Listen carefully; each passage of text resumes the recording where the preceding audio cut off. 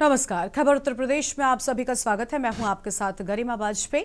खबरों में आगे बढ़ेंगे उससे पहले एक नजर आज सीएम योगी ने किया नेशनल इंटरवेंशनल काउंसिल का उद्घाटन। कहा युद्ध पहले बीमारू राज्य था, आज यूपी देश का ग्रोथ इंजन बना। पश्चिम बंगाल में चुनाव प्रचार करेंगे सीएम योगी। 12 अप्रैल से चुनाव प्रचार शुरू करेंगे सीएम योगी। करीब 20 रैली करेंगे सीएम। नोएडा में पेट्रोल पंप पर हंगामा। युवक ने खुद पर डाला पेट्रोल पंप पर गलत तेल भरने को लेकर विवाद। थाना सेक्टर 49 क्षेत्र का पूरा मामला। कानपुर में गैस डिलीवरी को लेकर हंगामा। मंधना पुलिस चौकी के बाहर ग्रामीणों का प्रदर्शन। बुकिंग के बाद भी नहीं मिल रहा सिलेंडर। भारत गैस एजेंसी पर गंभीर आरोप। उपभोक्ताओं में लगातार बढ़ रहा गुस्सा। कुशीनगर में मां बेटी पर ज्वलनशील केमिकल से हमला। मां बेटी की हालत बेहद गंभीर। दोनों गोरखपुर मेडिकल कॉलेज में भर्ती। एसपी ने टीम गठित कर जांच शुरू की। हापुड़ में प्राथमिक विद्यालय में विवाद। बच्चों से बर्तन साफ कराने के आरोप। स्कूल में बाहरी व्यक्ति के पढ़ाने का आरोप। हिंदू संगठनों ने किया प्रदर्शन। प्रशासन कर रहा मामले की जांच। आप देख रहे हैं के न्यूज, खबरों का सारथी। रुक करते हैं खबरों की ओर। लखनऊ से बड़ी जानकारी आपको हम बताते हैं, जहां पर रक्षा मंत्री राजनाथ सिंह का लखनऊ का दौरा। 11 से 13 अप्रैल तक लखनऊ में रहेंगे रक्षा मंत्री। कई कार्यक्रमों में शामिल होंगे रक्षा मंत्री राजनाथ सिंह। और 13 अप्रैल को सांसद खेल महाकुंभ का उद्घाटन करेंगे रक्षा मंत्री राजनाथ सिंह। ये बड़ी खबर आपको हम बता रहे हैं, लखनऊ से बड़ी खबर है। रक्षा मंत्री राजनाथ सिंह का लखनऊ का दौरा है और 11 से लेकर 13 अप्रैल तक लखनऊ में ही रहेंगे रक्षा मंत्री राजनाथ सिंह। कई कार्यक्रमों में शामिल होंगे राजनाथ सिंह। 13 अप्रैल को सांसद खेल महाकुंभ का उद्घाटन करेंगे। ये बड़ी जानकारी लखनऊ से सामने आ रही है।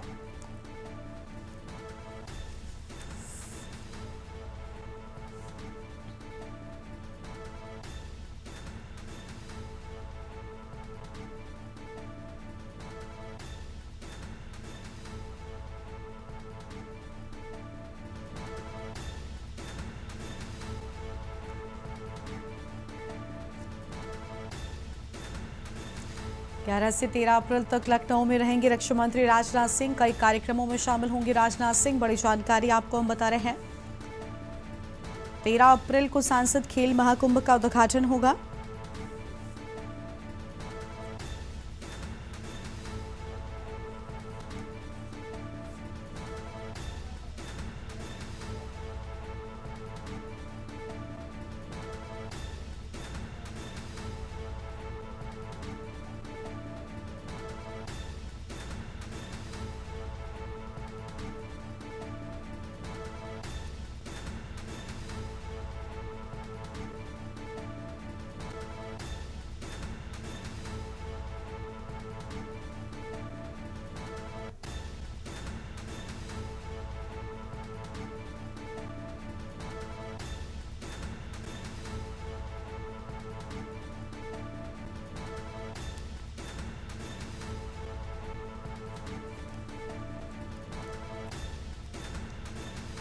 लखनऊ से खबर। रक्षा मंत्री राजनाथ सिंह का दौरा।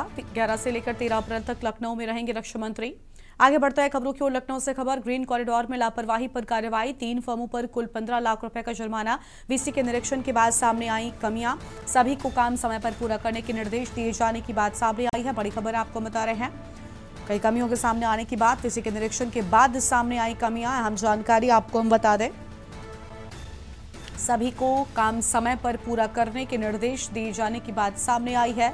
बड़ी खबर आपको बता रहे हैं। लखनऊ से खबर। ग्रीन कॉरिडोर में लापरवाही पर कार्रवाई। 3 फर्मों पर कुल 15 लाख रुपए का जुर्माना। वीसी के निरीक्षण के बाद सामने आई कमियां। अहम जानकारी आपको हम बता रहे हैं।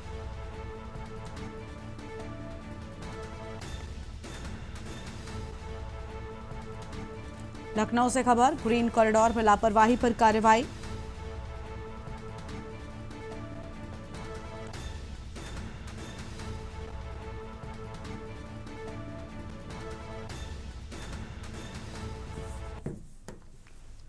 अमेठी में शॉर्ट सर्किट से गेहूं की फसल जली। कई बीघे फसल जलकर राख हो गई। मैनापुर गांव में भीषण आग की घटना। फायर ब्रिगेड ने आग पर काबू पाया। ग्रामीणों ने डायल 112 पर दी सूचना। प्रशासन कर रहा नुकसान का आकलन। बड़ी जानकारी आपको हम बता रहे हैं। प्रशासन कर रहा नुकसान का आकलन। मैनापुर गांव में भीषण आग की घटना सामने आई है।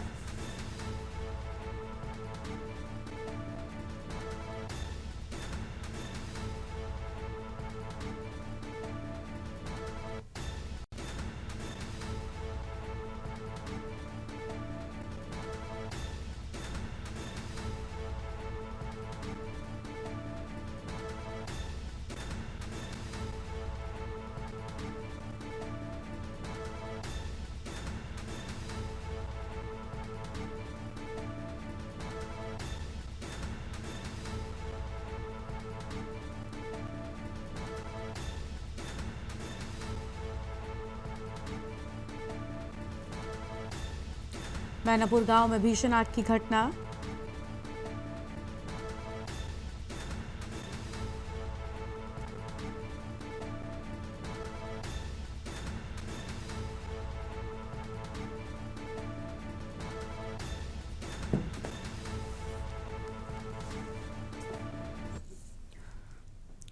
आगे बढ़ेंगे खबरों की ओर। हापुड़ में प्राथमिक विद्यालय में विवाद, बच्चों से बर्तन साफ कराने के आरोप। स्कूल में बाहरी व्यक्ति के पढ़ाने का आरोप। हिंदू संगठनों ने किया प्रदर्शन, प्रशासन कर रहा मामले की जांच। बड़ी जानकारी आपको बता दें, बच्चों से बर्तन साफ कराने के आरोप की बात सामने आई है। बड़ी खबर आपको हम बता रहे हैं, स्कूल में बाहरी व्यक्ति के पढ़ाने का आरोप।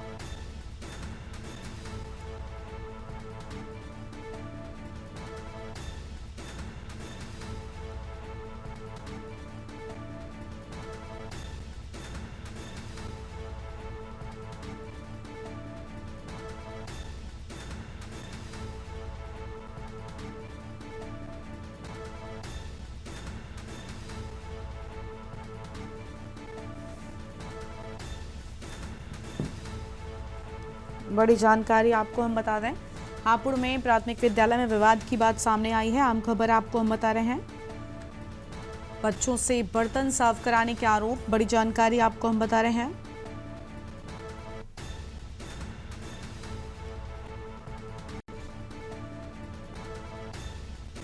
हिंदू संगठनों ने किया प्रदर्शन। किस बात को लेकर?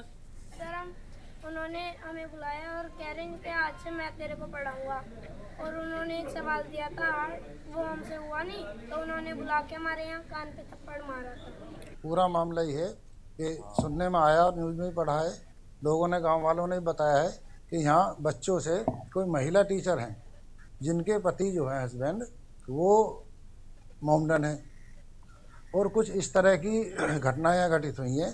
जैसे उन्होंने अपने झूठे बर्तन कसदन बच्चों से साफ कराए हैं कि भी मैं मोमडन हूँ इसलिए, और बच्चों से अपनी गाड़ी साफ कराना, अपने पर्सनल कार्य कराना, इस तरह का बच्चों का इन लोगों ने शोषण किया है। और उसके बाद अपने मजहब दीन की बातें इन बच्चों को सिखाना शुरू करी हैं।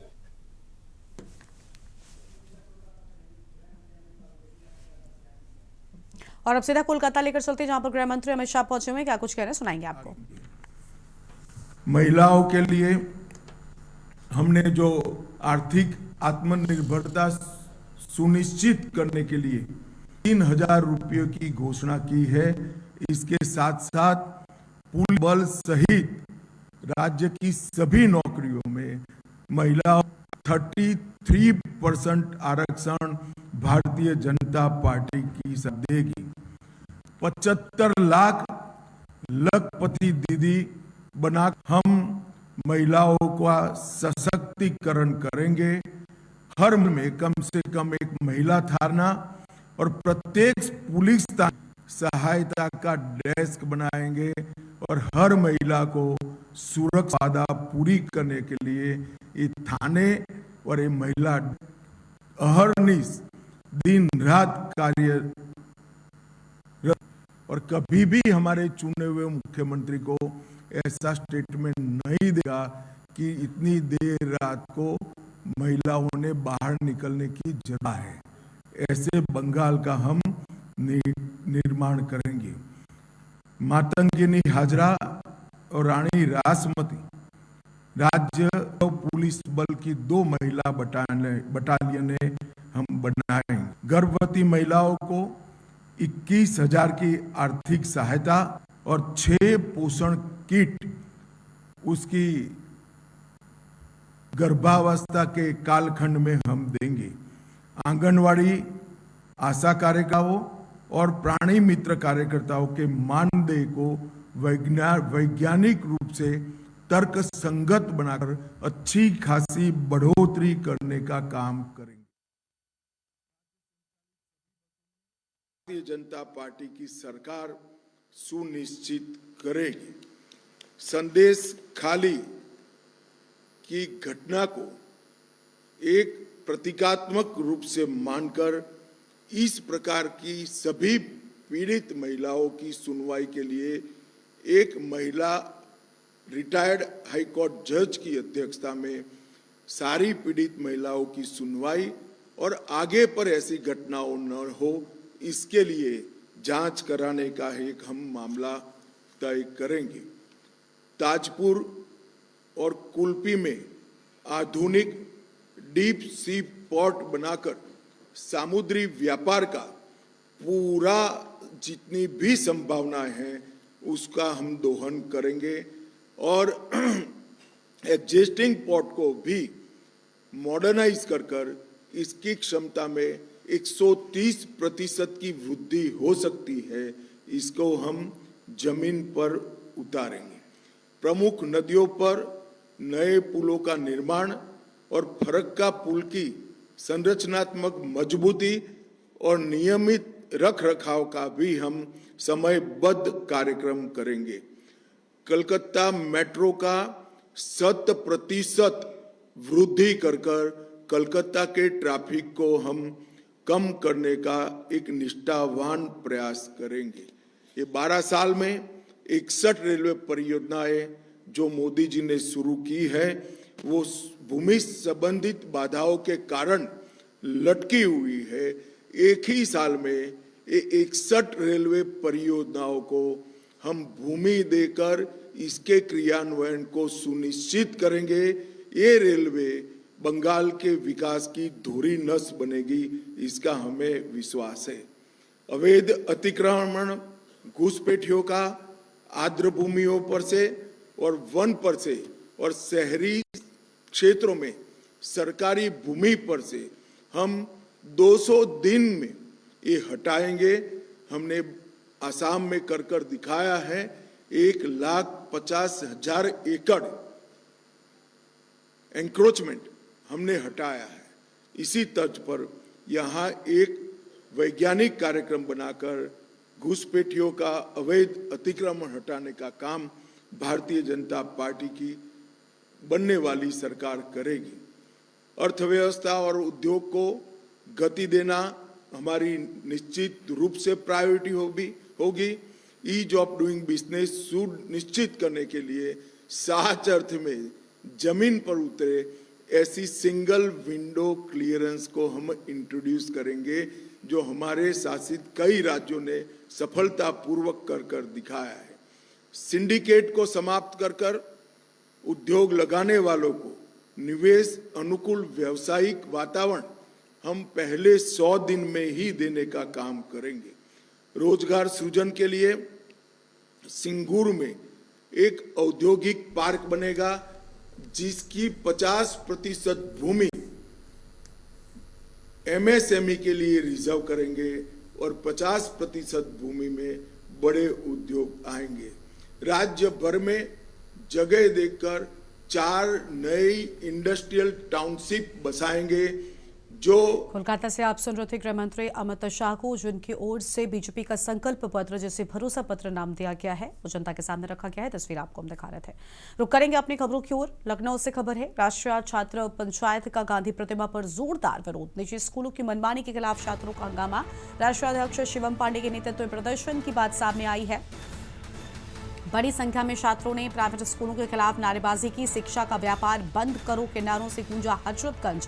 भविष्य बेचना बंद करो लिखे पोस्टर, बैनर लेकर उतरे छात्र। फीस के बोझ से बचपन मत कुचलो, छात्रों का बड़ा संदेश। अनपढ़ नेता खुशहाल है, शिक्षा का बुरा हाल है जैसे नारे भी गूंजते नजर आए। हजरतगंज गांधी प्रतिमा पर भारी पुलिस बल तैनात किया गया। फीस रेगुलेशन बिल तुरंत लागू करने की मांग को यहां पर तेज किए जाने की बात सामने आई और महंगी किताबों के सिंडिकेट पर रोक की भी मांग उठी है।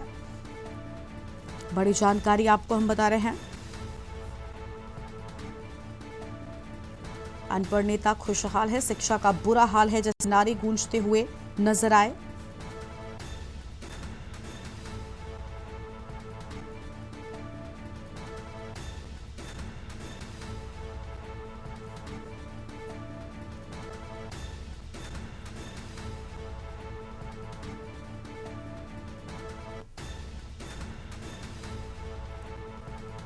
महंगी किताबों के सिंडिकेट पर रोक की मांग उठी। बड़ी जानकारी आपको हम बता रहे हैं।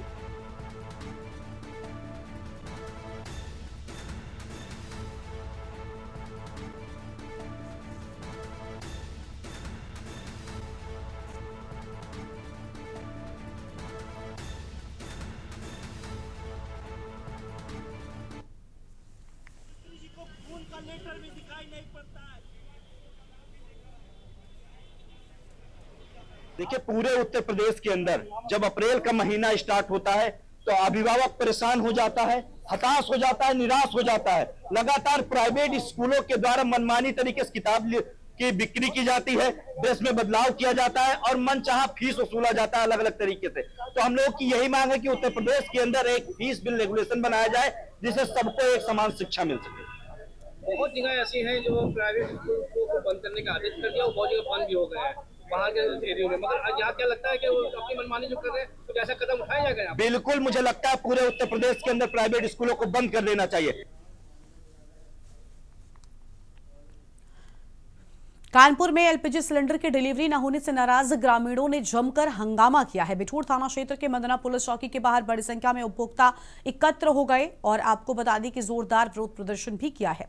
ग्रामीणों ने आरोप लगाया कि बुकिंग के बाद गैस एजेंसी की ओर से डिलीवरी का मैसेज तो भेज दिया जाता है, लेकिन सिलेंडर घर तक नहीं पहुंचाया जाता। कई दिनों से लगातार चक्कर लगाने के बावजूद समस्या का समाधान न होने से लोगों में आक्रोश बढ़ गया है। पूरा मामला मंदना स्थित भारत गैस एजेंसी से जुड़ा बताया जाता है। उपभोक्ताओं ने एजेंसी संचालक पर गंभीर लापरवाही के आरोप लगाए। मामले को लेकर स्थानीय लोगों का कहना है कि लंबे समय से हो रही इस परेशानी के कारण ग्रामीणों को भारी दिक्कतों का सामना करना पड़ रहा है। फिलहाल स्थिति तनावपूर्ण बनी रही है।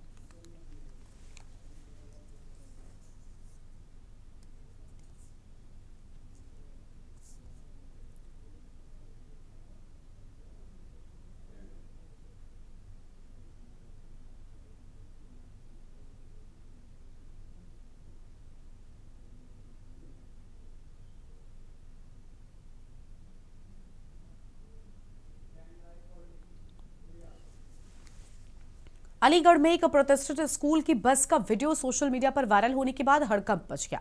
वीडियो में बच्चे बस को धक्का लगाते हुए नजर आ रहे हैं, जिसे लेकर सुरक्षा व्यवस्था पर सवाल उठ रहा है। मामला क्वारसी थाना क्षेत्र स्थित रामघाट रोड पर स्थित ओएलएफ स्कूल का बताया जा रहा है। जानकारी की माने तो इस स्कूल में शहर के कई बड़े घरानों और अधिकारियों के बच्चे शिक्षा प्राप्त करते हैं। वायरल वीडियो सामने आने के बाद शिक्षा विभाग ने मामले को गंभीरता से लिया है। बेसिक शिक्षा अधिकारी अलीगढ़ ने वीडियो के आधार पर आरटीओ अलीगढ़ और स्कूल प्रशासन को पत्राचार कर आवश्यक कार्रवाई के निर्देश दिए हैं। फिलहाल मामले की जांच की जा रही है। स्कूल बस संचालन व सुरक्षा मानकों की भी समीक्षा की जा रही है।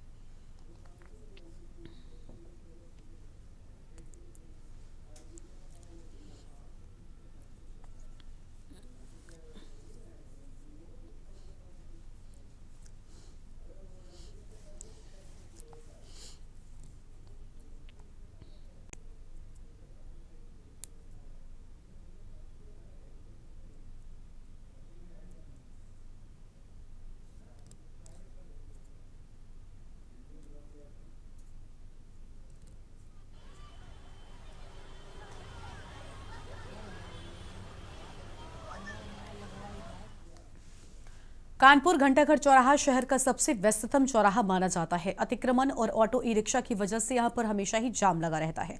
पुलिस कमिश्नर के निर्देश पर डीसीपी यातायात रविंद्र कुमार ने घंटाघर चौराहे का निरीक्षण कर व्यापक अभियान चलाया। इस दौरान चौराहों के चारों ओर 50 मीटर की सीमा तय करते हुए फुटपाथ पर रस्सी बांधकर लक्ष्मण रेखा खींच दी गई।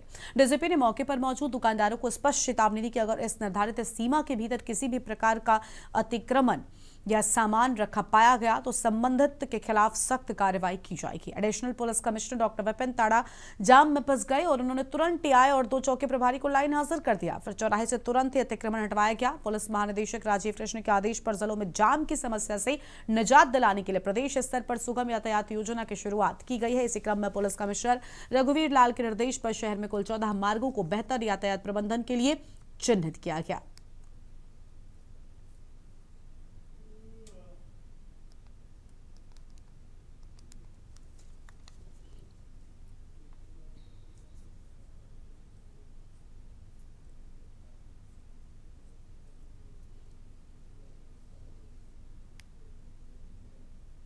जाम की समस्या बढ़ते बैटरी रिक्शा ऑटो टेम्पो है, लेकिन फिर भी ट्रैफिक पुलिस जो है निरंतर प्रयास कर रही है, दिन भर चौराहे पर भ्रमण कर रही है। तो 2-4 दिन से जाम की समस्या बिल्कुल खत्म ऐसी है, लेकिन फिर भी अगर ऑटो और टेम्पो पर कुछ जरूरी कार्रवाई की जाए तो इसके निजात मिल सकती है।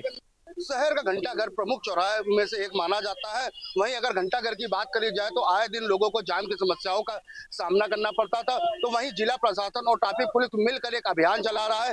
अब जो भी ई रिक्शा है, जो भी ऑटो चालक है, वो चौराहे से कम 50 मीटर दूरी पर रहेंगे। अगर ऐसा नहीं करते हैं तो जिला प्रशासन और ट्रैफिक पुलिस लगातार अभियान चलाया जाएगा। कल वहीं डीसीपी ट्रैफिक रविंद्र कुमार ने घंटाघर का निरीक्षण किया था। निरीक्षण के दौरान चौराहे पर आप देख सकते हैं कि एक रस्सा बांध दिया था। जो भी दुकानदार है, जो भी ग्राहक है, जो भी रहेंगे वो सब रस्से के पीछे रहेंगे। किसी प्रकार का शहर में कोई जाम न रहे, इसको देखते हुए जिला प्रशासन और ट्रैफिक पुलिस लगातार अभियान चला रहा है। वहीं कल ज्वाइंट कमिश्नर विपिन टांडा भी जाम में फंस गए थे, जिसको लेकर 2 दरोगा और एक पीएसआई को निलंबित कर दिया था। लेकिन अब देखने की बात यह है कि कानपुर कमिश्नरेट जो पुलिस हो, जो ट्रैफिक पुलिस है, किस तरीके से जाम पर अंकुश लगाती। आज जाम का ये दूसरा दिन आप देख सकते हैं कि एक घंटाघर का प्रमुख चौराहा है, लेकिन किसी तरह से कोई भी यातायात का पालन नहीं हो रहा है। कोई ना कोई टीआई है, ना कोई टीएसआई है। चौराहा भी किसी प्रकार का कोई भी पुलिसकर्मी मौजूद नहीं है। जो भी वाहन है अपने आ रहे तिरछे तरीके से आ रहे हैं, जा रहे हैं, लेकिन इनका कोई रोकने टोकने वाला नहीं है। अब देखने की बात यह होगी कि हालात जो है किस तरीके से जाम से निजात लोग पाएंगे। कानपुर से के न्यूज़ से मोहित पांडे, कानपुर।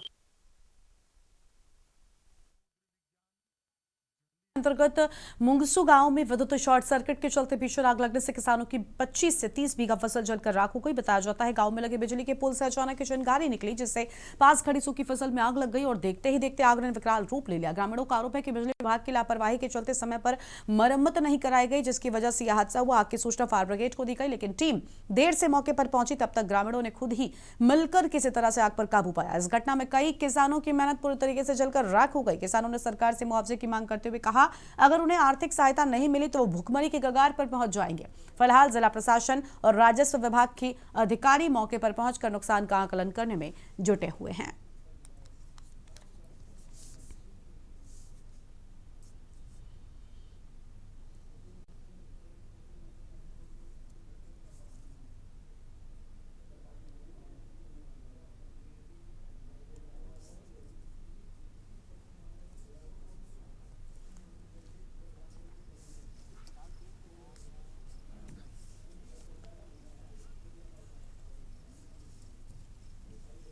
ये जो है आग जो है बिजली से लगी है और शॉर्ट सर्किट के कारण जो है यहाँ आग लग गई है, और जिसमें गयाचरण सिंह पटेल और के खेत थे और हमारे चंद्रशेखर सिंह और रामराज सिंह के खेत थे, जिसमें गयाचरण सिंह पटेल जी के 15 बीघा खेत में गेहूं की फसल खड़ी थी, जिसमें आग लग गया है। और चंद्रशेखर सिंह के खेत में जो है 5 बीघा का खेत है, उसमें 2.5 बीघे में आग लगी है। 2.5 बीघे लोगों के द्वारा बचा लिया गया है। रामराज सिंह का खेत था, जिसमें 2 बीघे में आग लग गई है और उनका 1 बीघे का लगभग आम लोगों के द्वारा नुकसान हो गया है। कौशाम्बी जिले में सड़क सुरक्षा और ओवरलोडिंग को लेकर गंभीर सवाल खड़े हो गए हैं। बीते मार्च महीने में हाईवे पर श्रद्धालुओं से भरे पिकअप और ट्रेलर की भीषण भिड़ंत हो गई। 10 लोगों की इसमें मौत हो गई थी। स्थानीय लोगों का आरोप है कि जिले में परिवहन और ट्रैफिक पुलिस की लापरवाही के चलते आए दिन सड़क हादसे होते रहे हैं, लोगों की जान भी जाती रही है। इसके साथ ही जिले में कृषि यंत्रों के नाम पर ट्रैक्टर ट्रॉली में ओवरलोडिंग का खेल खुलेआम जारी है। ओवरलोड वाहन सड़कों पर बेधड़क फर्राटा भरते हुए नजर आते हैं, जिससे हादसों का खतरा बढ़ता रहा है। खालिज परिवहन और पुलिस की कथित चुप्पी भी इस पर सवाल उठा रहे हैं। महिवा, पश्चिम शरीरा, सराया किल और पिपरी सहित कई क्षेत्रों से गुजरने वाले ओवरलोड वाहनों को लेकर गंभीर आरोप लगाए जा रहे हैं।